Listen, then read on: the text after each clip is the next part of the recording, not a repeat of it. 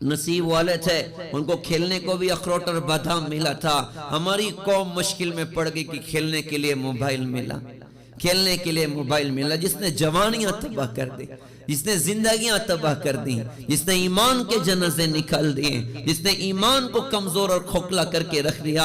आज इस मोबाइल ने कैसी तबाहियां दिखाई हैं, आज इस मोबाइल ने कैसी बर्बादियां दिखाई हैं।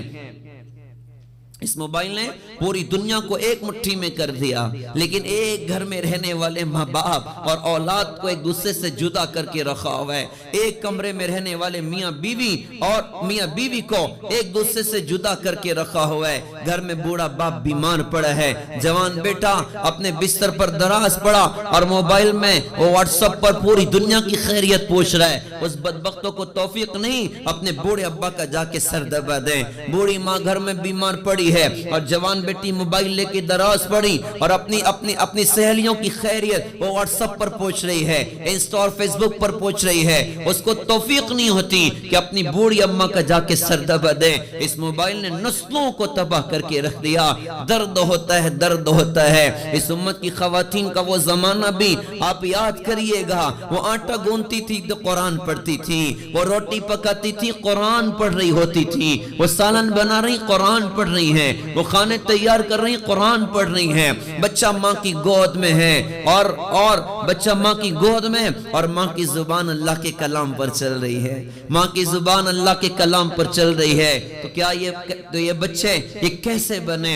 आज का अजीब दौर भी देखना हमारा अपना मुकद्दर था कि बच्चा माँ की गोद में है और माँ के मोबाइल में पाकिस्तानी सीरियल चल रहा है। बच्चा माँ की गोद में है और माँ के मोबाइल में नाच गाने चल रहे हैं। मेरा दर्द भरा सवाल उम्मत की माओं के नाम, मेरा दर्द भरा सवाल उम्मत की बहनों के नाम, क्या इस गोद में पलने वाला बच्चा हजरत अब्दुल कादिर जिलानी जैसा बनेगा?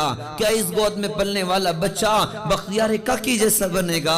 क्या इस गोद में पलने वाली बच्ची वो राबिया बसरिया जैसी बनेगी या कुछ और बनेगी? हमारी नस्लें तबाही की तरफ जा रही। इसने सारी सारी रातें तबाह कर दी, सारे सारे दिन तबाह कर दिए, सलाहियतों को बर्बाद करके रख दिया। रात का अक्सर हिस्सा नौजवान नस्ल क्या उसका वक्त कहां ज़ाय हो रहा है? रात का अक्सर हिस्सा मोबाइल में बर्बाद हुआ, मोबाइल में ज़ाय हुआ।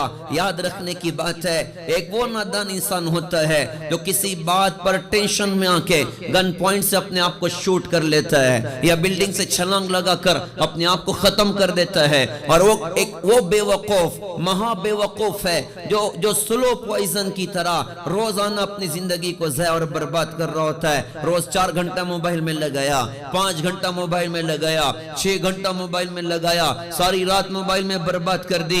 अभी एहसास नहीं हो रहा है क़यामत के मैदान में खून के आंसू रोएगा। हाय कहां जिंदगी को ज़ाय कर दिया था, हाय कहां जिंदगी को बर्बाद कर दिया था।